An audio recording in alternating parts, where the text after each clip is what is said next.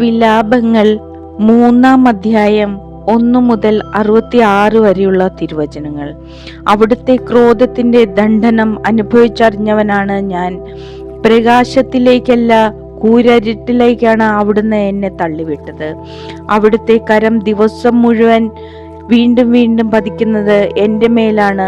എന്റെ മാംസവും തൊലിയും ജീർണിക്കാൻ അവിടുന്ന് ഇടയാക്കി. എന്റെ അസ്ഥികളെ അവിടുന്ന് തകർത്തു. അവിടുന്ന് എന്നെ ആക്രമിക്കുകയും യാതനയും ദുരിതവും കൊണ്ട് എന്നെ പൊതിയുകയും ചെയ്തു. പണ്ടേ മരിച്ചവനെ എന്ന പോലെ എന്നെ അവിടുന്ന് അന്ധകാരത്തിൽ പാർപ്പിച്ചു. രക്ഷപ്പെടാതിരിക്കാൻ അവിടുന്ന് എനിക്ക് ചുറ്റും മതില് കെട്ടി ഭാരമുള്ള ചങ്ങലകൾ കൊണ്ട് എന്നെ ബന്ധിച്ചു. ഞാൻ വിളിച്ചപേക്ഷിക്കുന്നെങ്കിലും അവിടുന്ന് എൻ്റെ പ്രാർത്ഥന ചെവിക്കൊള്ളുന്നില്ല. ചെത്തിയെടുത്ത കല്ലുകൊണ്ട് അവിടുന്ന് എൻ്റെ വഴി അടച്ചു. എൻ്റെ പാതകളെ അവിടുന്ന് വളഞ്ഞതാക്കി. അവിടുന്ന് എനിക്ക് പതിയിരിക്കുന്ന കരടിയെ പോലെയും ഒളിച്ചിരിക്കുന്ന സിംഹത്തെ പോലെയുമാണ്. അവിടുന്ന് എന്നെ വഴിതെറ്റിച്ചു കൊണ്ടുപോയി ചിന്തിക്കീറി ഏകനായി ഉപേക്ഷിച്ചു. അവിടുന്ന് വില്ലുകുലച്ച് എന്നെ അസ്ത്രത്തിന് ലക്ഷ്യമാക്കി. അവിടുന്ന് ആവനാഴിയിലെ അമ്പ് എൻ്റെ ഹൃദയത്തിലേക്ക് അയച്ചു. ഞാൻ ജനതകൾക്ക് പരിഹാസപാത്രമായി. ദിവസം മുഴുവൻ അവർ എന്നെ പരിഹസിച്ച് പാടുന്നു. അവിടുന്ന് എന്നെ കയ്പ് കൊണ്ട് നിറച്ചു. അവിടുന്ന് എന്നെ കാഞ്ഞിരം കൊണ്ട് പിടിപ്പിച്ചു. കല്ല് ചവച്ച് പല്ലു പൊടിയാനും ചാരം തിന്നാനും എനിക്കിടവരുത്തി. എൻ്റെ ആത്മാവിന് സ്വസ്ഥതയില്ല.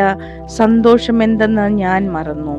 അതുകൊണ്ട് എൻ്റെ ശക്തിയും കർത്താവിലുള്ള പ്രത്യാശയും പോയിപ്പോയെന്ന് ഞാൻ വിലപിക്കുന്നു. എൻ്റെ ഷഡതയുടെയും അലച്ചിലിൻ്റെയും ഓർമ്മ കൈപ്പേറിയ വിഷമാണ്. അതിനെപ്പറ്റി നിരന്തരം ചിന്തിച്ച് എൻ്റെ മനം തകരുന്നു. എന്നാൽ ഞാൻ ഒരു കാര്യം ഓർമ്മിക്കുന്നു, ഇത് എനിക്ക് പ്രത്യാശ തരുന്നു. കർത്താവിൻ്റെ സ്നേഹം ഒരിക്കലും അസ്തമിക്കുന്നില്ല. അവിടുത്തെ കാരുണ്യം അവസാനിക്കുന്നില്ല. ഓരോ പ്രഭാതത്തിലും അത് പുതിയതാണ്. അവിടുത്തെ വിശ്വസ്തത ഉന്നതമാണ്. കർത്താവാണ് എൻ്റെ ഓഹരി. അവിടുന്നാണ് എൻ്റെ പ്രതീക്ഷ എന്ന് ഞാൻ പറയുന്നു. തന്നെ കാത്തിരിക്കുന്നവർക്കും തന്നെ തേടുന്നവർക്കും കർത്താവ് നല്ലവനാണ്. കർത്താവിൻ്റെ രക്ഷയെ ശാന്തമായി കാത്തിരിക്കുന്നത് ഉത്തമം. യൗവനത്തിൽ നുകം വഹിക്കുന്നത് മനുഷ്യന് നല്ലതാണ്. അവിടുന്ന് അത് അവൻ്റെ മേൽ വയ്ക്കുമ്പോൾ അവൻ ഏകനായി മൗനമായിരിക്കട്ടെ. അവൻ മുഖം മണ്ണിൽ പൂഴ്ത്തട്ടെ. ഇനിയും പ്രത്യാശയ്ക്ക് വകയുണ്ട്. അവൻ്റെ കവിൾത്തടം തല്ല് ഏറ്റുവാങ്ങട്ടെ. നിന്ദനം കൊണ്ട് അവൻ നിറയട്ടെ.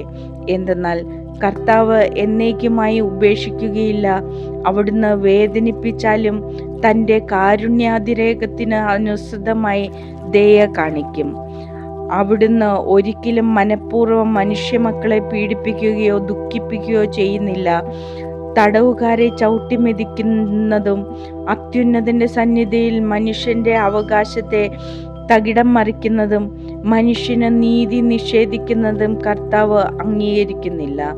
കൽപ്പന കൊണ്ട് മാത്രം കാര്യം നടപ്പിലാക്കാൻ ആർക്ക് കഴിയും? കർത്താവിനല്ലാതെ ആർക്ക്?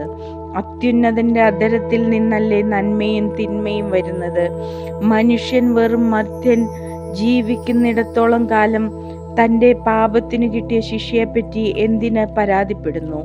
നമുക്ക് നമ്മുടെ വഴികൾ സൂക്ഷ്മമായി പരിശോധിക്കുകയും കർത്താവിങ്കിലേക്ക് തിരിയുകയും ചെയ്യാം.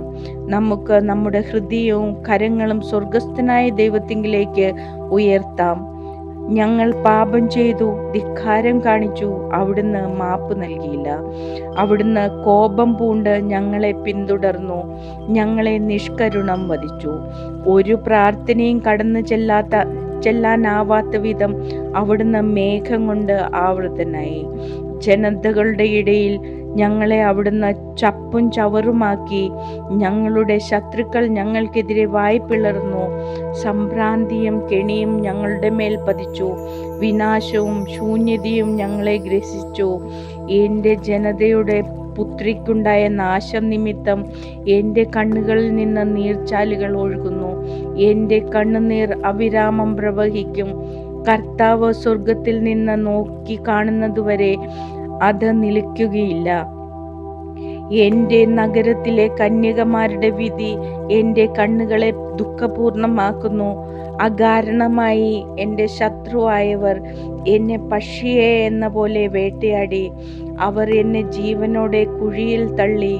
അവർ എൻ്റെ മേൽ കല്ലുരുട്ടി വെച്ചു. വെള്ളം എന്നെ മൂടി. ഞാൻ നശിച്ചു എന്ന് ഞാൻ പറഞ്ഞു. കുഴിയുടെ അടിയിൽ നിന്ന് കർത്താവേ, ഞാൻ അങ്ങയുടെ നാമം വിളിച്ചപേക്ഷിച്ചു. സഹായത്തിനായുള്ള എൻ്റെ നിലവിളിക്കെതിരെ അവിടുത്തെ ചെവി അടയ്ക്കരുതേ എന്ന എൻ്റെ യാചന അവിടുന്ന് കേട്ടു. ഞാൻ വിളിച്ചപ്പോൾ അവിടുന്ന് അടുത്തു വന്നു. ഭയപ്പെടേണ്ട എന്ന് അവിടുന്ന് പറഞ്ഞു. കർത്താവേ, അവിടുന്ന് എനിക്ക് വേണ്ടി ന്യായവാദം നടത്തി. അവിടുന്ന് എൻ്റെ ജീവനെ രക്ഷിച്ചു. കർത്താവേ, എനിക്കേറ്റ ദ്രോഹം അവിടുന്ന് കണ്ടു. എനിക്ക് വേണ്ടി നീതി നടത്തണമേ. അവരുടെ പ്രതികാരവും അവർ എനിക്ക് വേണ്ടി വച്ച കെണികളും അവിടുന്ന് കണ്ടു.